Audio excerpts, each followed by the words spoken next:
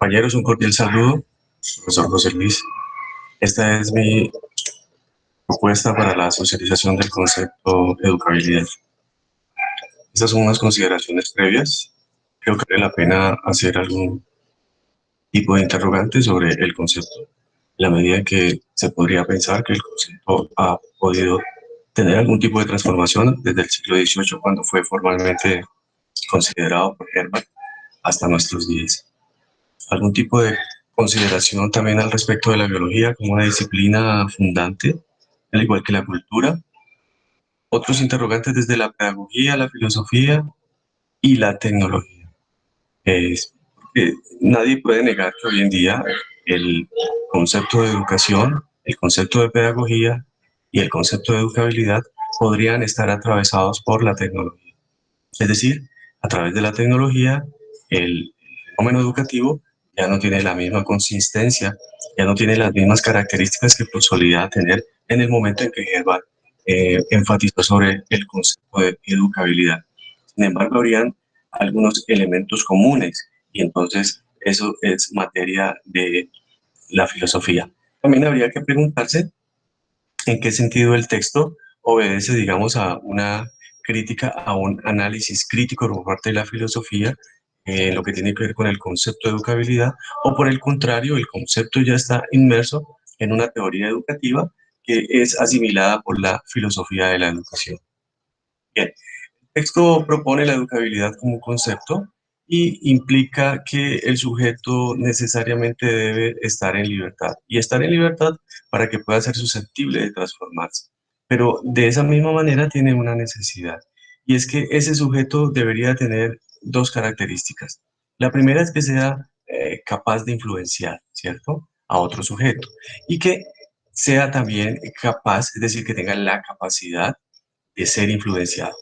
En este texto, el concepto va a estar atravesado por la indagación de si es posible, cuál sería la necesidad de la educabilidad, cuáles son las condiciones de la educabilidad y cuáles serían esos límites para el proceso.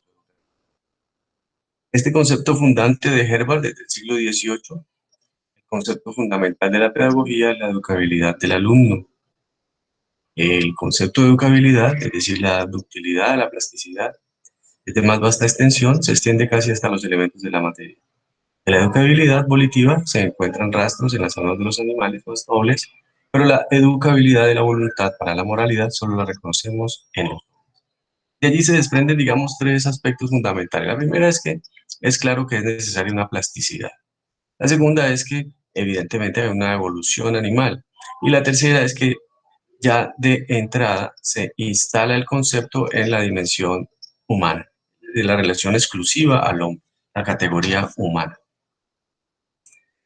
El hombre es educable porque es capaz de comunicarse, y para comunicarse requiere la puesta en práctica de los oportunos mecanismos de apertura hacia los demás, lo que determina capacidad de elección a la hora de afrontar las diversas opciones que se le presentan. Esto es una idea de Karl Jaspers y está aludiendo a la capacidad de comunicación de los sujetos. Efectivamente, es el lenguaje que es el que permite recrear, crear, identificar, interpretar la realidad.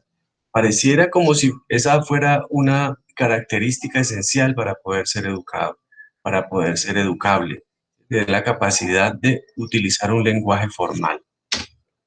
Bien, la falta de organización instintiva es el fundamento de la necesidad de aprendizaje. Es una idea de Fermoso y lo que propone es, al igual que Hobbes en el Leviatán, los hombres para poder sobrevivir y para poder convivir y para poder mantenerse en un territorio, necesariamente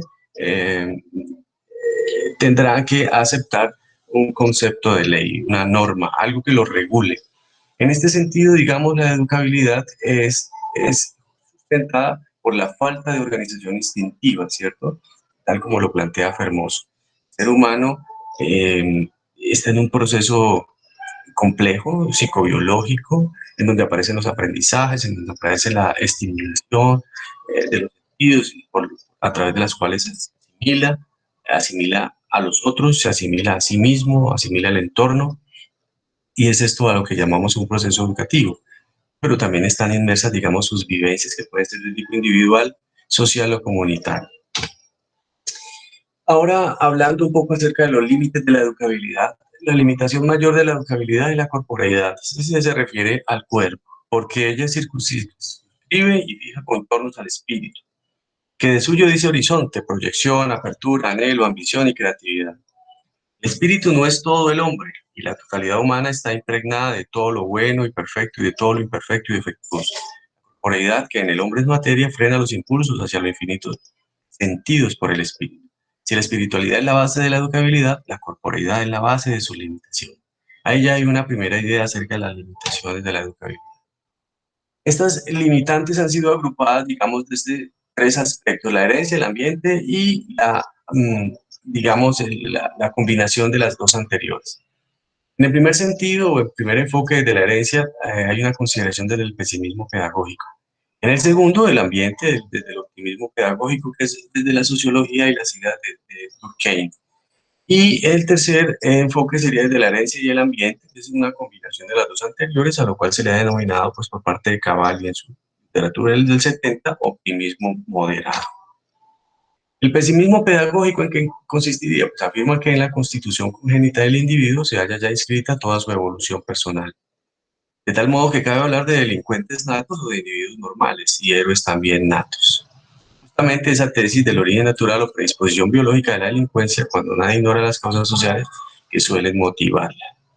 Por otro lado, el optimismo pedagógico, pues, se plantea desde dos ópticas, ¿cierto? Una psicológica y una sociológica. La formación de la personalidad fundamentalmente interviene en factores o causas ambientales que obran de modo decisivo. Y la primera opción sería la sociológica, es decir, que la personalidad así definida no es innata, sino adquirida o lograda con el tiempo.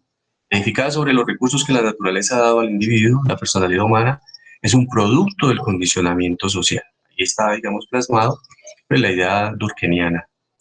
La psicológica habla de que la personalidad humana es plástica y además se va configurando progresivamente según las experiencias a las que se ve sujeta. Pues obviamente el hombre obedece, digamos, a cierto tipo de circunstancias en las cuales está inmerso. La consecuencia aquí también es que la educación, vista como el conjunto de todas ellas, tiene una opción omnipotente.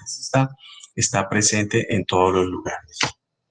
Y por otro lado, el optimismo moderado, que es una combinación de las dos anteriores, se justifica porque suele admitirse que la capacidad de hacerse y de autorrealizarse, de cambiar, en definitiva, del hombre, no es ilimitada ni infinita. Es obvio que la carga genética, filogenética y ontogenética determina el límite, pero en términos absolutos y relativos, nos es totalmente desconocido, porque la probabilidad solo puede entenderse y contemplarse vinculando la dimensión genética con la dimensión ambiental. Y cuando se habla de genético, pues hay que hablar acerca o decir que hace parte de la biología y que estudia los genes y los mecanismos que regulan la transmisión de los caracteres hereditarios. Y si habla de lo filogenético, pues obviamente está diciendo que se atribuye al desarrollo de los homínidos y la evolución. Y cuando habla del ontogenético, pues se expresa, digamos, o se refiere a la morfogénesis. Bien, la naturaleza del hombre y la naturaleza de intervención educativa es una intervención técnica, ¿cierto?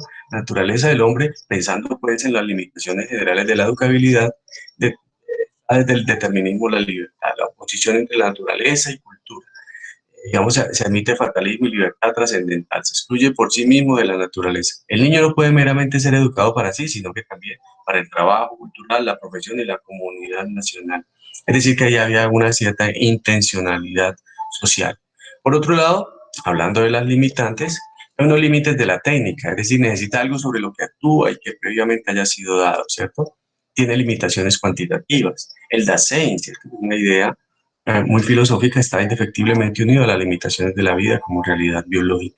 Ahí ya hay una limitante de carácter técnico. Y otra limitante concreta, ¿cierto? Por el educando, ¿cierto? Por el educador, por las situaciones socioculturales, ¿cierto? Esto también modifica y limita, digamos, el concepto de educabilidad. Algunas características, la personal, ¿cierto? Confiere a la educabilidad la categoría de exigencia individual. La intencional, el ser humano es autónomo en cuanto a ser individual. Una dinámica, todo lo que le rodea influye en la constitución de su personalidad. Y una característica necesaria, se ubican por igual las potencialidades realizables por desarrollo natural y las realizables desde la intencionalidad del proceso educativo. Aparece también expreso la espiritualidad del ser humano. Teorías espiritualistas sitúan la educabilidad en el espíritu del hombre y por tanto la consideran categoría perteneciente esencialmente al espíritu. Las teorías personalistas se considera que la educabilidad surge en la unidad sustantiva del hombre como persona, ¿cierto? Pedagógicamente se percibe el influjo de una imagen más plena del hombre donde se reúnen al mismo tiempo las fuerzas de la vida y los valores del espíritu. El hombre es persona hecha y constituida, aunque no le haya venido aún la educación, pero el hombre es un ser esencialmente abierto. La educabilidad es una categoría humana, es indudable, ¿cierto? La educabilidad es un modo esencial del hombre que le hace capaz de perfeccionamiento y consecuentemente llegar a ser lo que es. Muchas gracias.